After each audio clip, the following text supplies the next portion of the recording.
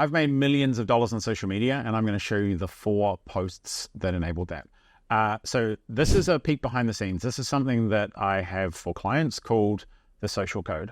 And I'm going to give you a peek behind the scenes to give you the 4 pieces of content that you need to generate leads, generate customers, ultimately generate clients. First thing, I want to give some insight in terms of what works on social media. And when I mean social media, I mean all of the platforms and the mindset and the orientation that people have when they come onto those platforms, and how you need to understand that mindset to actually generate results from them. Because a lot of people are, posting blind on social media. They're putting stuff out there. They're hoping to get attention, but they don't have a process and they don't have an approach to it that actually works for them, because they're thinking about social media in different terms. So unlocking social media requires, some big factors. I call these the orientation. The first one is delivering insight. So information is absolutely everywhere, but insight is rare. So information allows us to observe just what is happening. But if you can demonstrate why something is happening and give someone an insight, it actually moves them forward, because it allows them to look at something from a different perspective. And that's what insight does. So the content that I'm about to show you delivers insight rather than just information. And another way to distinguish between those things is, if you are telling people things, then you're probably delivering information, which is very common and everywhere because it can be replicated, it could be copied. If you're showing people things, then you're likely to be generating insight. So if you can make that shift from tell to show and start to generate insight, you will notice that people move towards you from your content, reaching out, liking, sharing, commenting and saying this is valuable, and ultimately becoming clients and going into your funnels or whatever it may be, if you're delivering a lot of insight. The other piece is selling ideas. So before you sell anybody anything, they need to be bought into the ideas of what you can do together. So I, on social media, sell ideas a lot. I sell people on the ideas without selling them on the product that enables those ideas. So before someone can buy something, they need to buy into something. And that something is an idea. So if you sell people on ideas on social media, it's much easier to sell them on you and what you do by the time you actually make an offer or come to the ask. So if you focus on selling the idea rather than selling the product, you'll find a lot less friction in your social content, and you'll find a lot less pushback and tension, because people are buying into ideas much more than they're conceptually buying into you. The third principle is move from public to private. So this is a little mantra that me and some of my friends have, which is give in public and sell in private.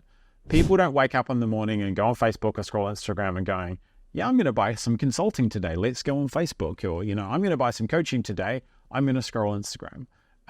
If we sell directly in the feed all the time, it creates a lot of tension, and it creates a lot of fatigue in an audience. People start to switch off because they anticipate the pitch and the ask coming soon. So we do the pitch in private, which means that we get people from the public feed, which is the feed or the main thing, into private, into email, into direct message, into a place where we can actually have a conversation with a human. So if you give in public and sell in private, you will find, again, a lot less fatigue in your content and a lot more intimacy and a lot more connection when you actually talk to someone in private. The ultimate hack with social media is just to live a good life. I call it be, do, document. If your life is boring, then your social media content is probably going to be boring. If you don't do anything, then you have nothing to talk about. Social media is an amplification of your own life and the characters in it, right? So the simplest way to have an enticing and engaging and interesting social media life is having an enticing and engaging real life and actually demonstrating on social media.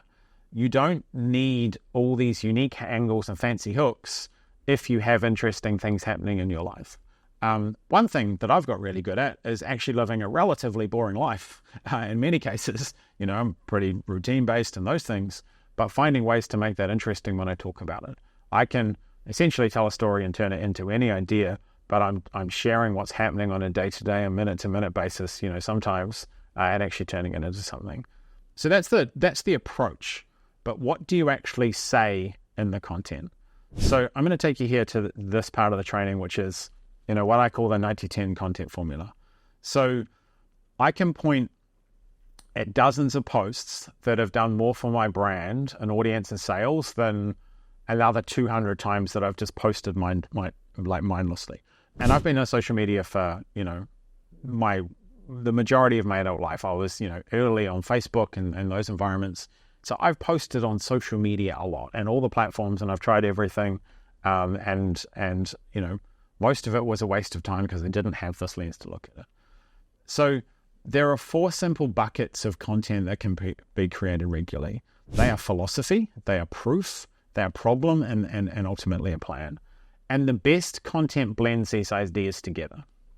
So philosophy is, based on the fact that people buy you in the world that I'm in and the world that you're probably in, much more than they buy what you do. So philosophy is what you personally believe to be true, right? I have built a brand around the Sovereign Consultant. The Sovereign Consultant is about, freedom and choice and all the things around it. Freedom of time, freedom of income, freedom of location. So my philosophy is, kind of stamped on there, but I talk about it a lot. So what do I believe? What do you observe? What do you think? How do you think differently about common ideas? Being a contrarian that's right is a wonderful position to be in the market. Showing ways that you can do things that other people can't do is a wonderful way to get attention as long as you can back it up. People didn't think I could build a business that does $3 million a year working, less than 2 days per week. So I did it, and then I showed them how to do it, and that obviously broke their beliefs that was impossible, or it was, something that had a lot of sacrifice. Or I demonstrated that, there were some trade-offs with it, but I demonstrated that it wasn't all bad and that it was actually possible in the first place. And the other philosophical piece is, what do you observe that's hidden to others? So I've got this post here: fat personal trainers don't get many clients. They can get some, but eventually the lack of congruence catches up with them and they hit a ceiling. So this is appealing to people who believe the same things that you believe. A lot of people talk about niches and talking to, different vertical markets and categories and all these ideas and niches from my American friends. But the reality is that we work best with people who believe similar things than we believe. There's less unsaid, there's less unspoken, and there's less confusion. So the philosophical posts are really about, talking to the people who are your people and sharing that worldview with them in the way that you see things. I'm a big believer in congruence.